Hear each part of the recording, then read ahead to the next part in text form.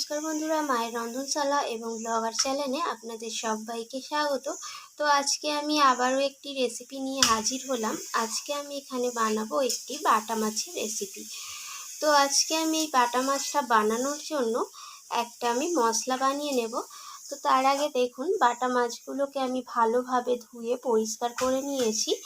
আর তার সাথে যে মশলাটা বানাবো সেটা হচ্ছে, এখানে রয়েছে কালো সর্ষে রয়েছে। তো এখানে আপনারা হলুদ কালো দুটোই সর্ষে দিয়ে করতে পারেন। তো আমার কাছে এটাই ছিল, আমি এটা দিয়েই করলাম। আর এখানে নিয়েছি আমি পোস্ত, এখানে নিয়েছি কয়েকটা কাজু বাদাম, আর তার সাথে দুটো কাঁচা লঙ্কা। তো ঝালটা অবশ্যই নিজেদের স্বাদ অনুযায়ী দেবেন। আর এখানে আমি মিক্সির জারেতে আগে থেকেই আমি নিয়েছি 2 চামচের মতো টক দই। তো এই মশলাগুলোকে আগে আমি মিক্সিতে ভালোভাবে একটা মিহি পেস্ট বানিয়ে নেব।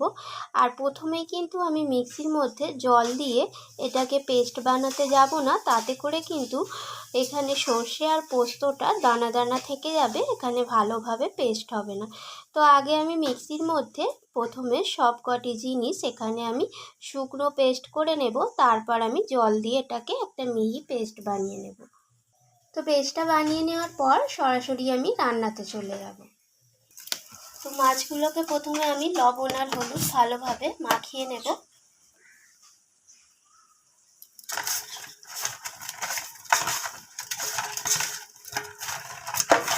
আর এদিকে আমি গ্যাসের ওভেনে কড়াই বসিয়ে দিয়েছি, আর তার মধ্যে দিয়ে দিয়েছি সরষের তেল। এখন আমি লবণ আর হলুদ মাখিয়ে রাখা মাছগুলোকে তেলের মধ্যে একে একে দিয়ে মাছগুলোকে 2 পিঠ ভালোভাবে ভেজে নেব। তো মাছটাকে আমি আর এক পিঠ উল্টে নিলাম খুন্তির সাহায্যে। তো মাছটা আমার ভাজা হয়ে গেছে। এখানে আমি মাছটাকে এখন তুলে নেব একটা পাত্রে।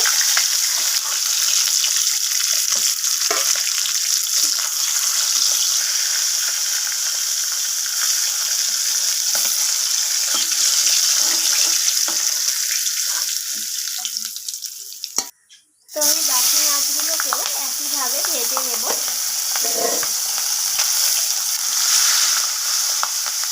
তো এই মাছগুলোকেও আমি 2 পিঠ ভালোভাবে ভেজে নেব।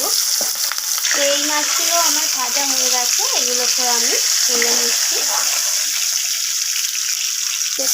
তো বাকি মাছগুলোকেও আমি ভেজে নিচ্ছি।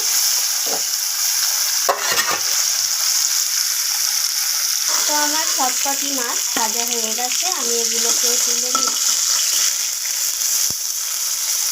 তো আমি এরপর ওই একই তেলের মধ্যে ফোড়নে দিয়ে দিলাম 1/2 চামচের মতো কালো জিরে আর একটা শুকনো লঙ্কা। তো ফোড়নটাকে একটু নাড়াচাড়া করে নিচ্ছি। আর যে মশলার পেস্টটা আমি বানিয়ে রেখেছিলাম, তো সেই পেস্টটাকে আমি ঢেলে দিলাম ফোড়নের মধ্যে।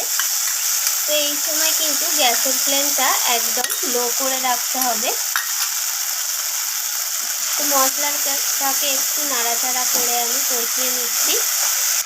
তো এরপর আমি দিয়ে দেবো এখানে প্রয়োজন মতো হলুদ গুঁড়ো, আর তার সাথে দিয়ে দিলাম একদম সামান্য পরিমাণ লাল লঙ্কার গুঁড়ো।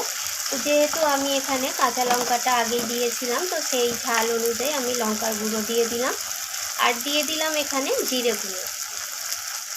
তো সমস্ত কিছু মশলাকে এইভাবে নাড়াচাড়া করে কষিয়ে নিচ্ছি। আর দিয়ে দেবো এখানে 1/2 চামচের মতো আদা বাটা। এরপর এখানে আমি দিয়ে দেব স্বাদ মতো লবণ। আর এখানে আমি স্বাদের ব্যালেন্স হওয়ার জন্য, যেহেতু এখানে টক দই আছে, তো সেই কারণে আমি এখানে একটু চিনি অ্যাড করে দিলাম। তো এরপর আমি সমস্ত মশলাটাকে একটু কষিয়ে নেব। তো মশলাটা আমার কষানো হয়ে গেছে, আর দেখুন এখানে তেলও ছেড়ে দিয়েছে। এখন আমি এখানে যে পরিমাণ আমি গ্রেভিটা বানাবো সেই পরিমাণ আমি এখানে জল অ্যাড করে দেব। তো দেখুন মশলাটা কষানোর পর কতটা দারুণ দেখতে হয়েছে। তো এখন আমি দিয়ে দিলাম এখানে মশলার বাটি ধোয়া জলগুলো। তো এরপর আমি গ্রেভিটাকে ভালোভাবে একটু ফুটিয়ে নেব। তো একটু আমি ঢাকা দিয়ে দিলাম। তো দেখুন এখানে গ্রেভিটা সুন্দরভাবে ফুটে উঠে গেছে। এখন আমি ভেজে রাখা মাছগুলোকে এর মধ্যে অ্যাড করে দেব একে একে।